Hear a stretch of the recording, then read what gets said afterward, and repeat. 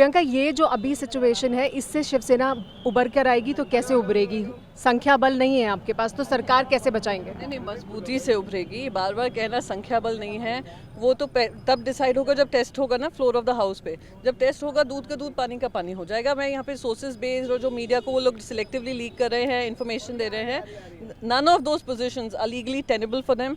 मैं फिर से कहूँगी, जो भी एमएलएज वहाँ पर हैं, ये सब डिस्क्वालीफाई होंगे even if they have so called 2/3 majority. इस तरह की तमाम खबरें आ रही हैं कि एकनाथ शिंदे अब दिल्ली आ रहे हैं, एकनाथ शिंदे गवर्नर को चिट्ठी लिखेंगे, वो कह रहे हैं कि ये सब कुछ हो रहा है, हमारे पास 40 से ज़्यादा हैं विधायक। बहुत अच्छा है, 40 हों, 50 हों, 100 हों, 200 हों, लीगली टेनेबल उनकी पोजीशन है नहीं। मैं आपको फिर से रिपीट करूँगी, लेटर्स वो कितने भी लिख लें, they don't stand the ground और the word piece of paper it's written on. लेकिन इस वक्त जो बड़ा संकट दिखाई दे रहा है वो ये कि एकनाथ शिंदे बहुत लंबे समय से शिवसेना के साथ जुड़े हुए थे, एक बड़े नेता थे, और उनके साथ तमाम और ऐसे नेता हैं जिनका ग्राउंड बेस बहुत स्ट्रांग है, वो गए। I just repeat one thing, Narayan Rane ji भी बहुत मजबूत माने जाते थे, आज अकेले एमओएस बनकर बैठे हुए हैं। उनकी कितनी मेंबर पार्टी है, उनको मर्ज करना पड़ा बीजेपी में। राज ठाकरे जी भी बड़े नेता माने जाते थे, हम सब ने देखा है क्या हुआ है। सिमिलरली ऐसे ही छगन भुजबल जी ने भी रिबेलियन किया था, बार बार सेना उससे उभरी है और अभी भी उभरेगी।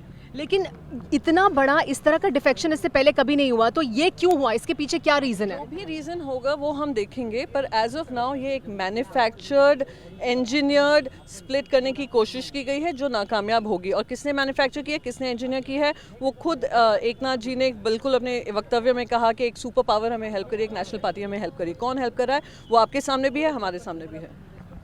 महाविकास अघाड़ी बनी रहेगी इस जब सिचुएशन से आप बाहर निकलेंगे? क्या साथ बने रहेंगे एनसीपी और कांग्रेस? आप इससे ज़्यादा हम स्पष्ट क्या हो सकते हैं जब हम लड़ाई लड़ रहे हैं, हम पार्टी के लिए लड़ाई लड़ रहे हैं, हम साथ में मिलकर लड़ाई लड़ रहे हैं।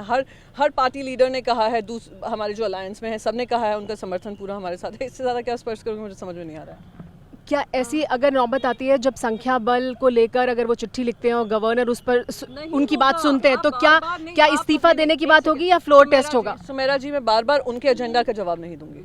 आप मेरा एजेंडा पूछेंगी तो हमने बता दिया। आपका एजेंडा क्या है? शिवसेना क्या कर रही है अब? शिवसेना बहुत क्लियर है, हम लड़ाई लड़ेंगे और जो भी दूध का दूध पानी का पानी होगा, ये इनकी चिट्ठी और पत्र लिखने से नहीं होगा, वो लीगली होगा और वो फ्लोर ऑफ द हाउस में होगा। यानी फ्लोर ऑफ द हाउस पे जाएगा ये पूरा मामला? होगा वहीं पे पता चलेगा ना। उनसे कहिए पहले गुवाहाटी का 5 स्टार होटल छोड़कर आए और यहाँ पे आने का बात बताए ना। शक्ति प्रदर्शन की जो बार बार फोटोज आप लोग छाप रहे हैं, बार बार आपके टेलीविजन चैनल पे आ रहे हैं, जरा वो शक्ति प्रदर्शन मुंबई में आकर कर दें, बस हम यही कह रहे हैं। तो फ्लोर ऑफ द हाउस पे होगी जो बात होगी। अब लड़ाई को उस हद तक लेकर जाने के लिए तैयार है? हद क्या है, कॉन्स्टिट्यूशनली वही होता है, सुप्रीम कोर्ट का मैंडेट है।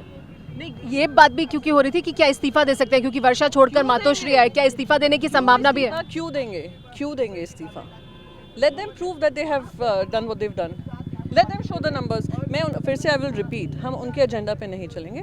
हमारा एजेंडा बहुत क्लियर है, सरकार है, कायम है, और जब हमें प्रूव करना पड़ेगा वो हम प्रूव करेंगे। अच्छा, डिस्क्वालिफिकेशन के लिए सिर्फ 16 विधायकों का नाम दिया, जबकि विधायक उससे ज्यादा गए, तो इसके पीछे क्या सोच है? नहीं, डिस्क्वालिफिकेशन के लिए जो नाम दिए हैं वो नाम आप सबके सामने हैं, और डिस्क्वालिफिकेशन कितनों का होना है, कैसे होना है, वो हमारी पार्टी लीडरशिप डिसाइड करेगी।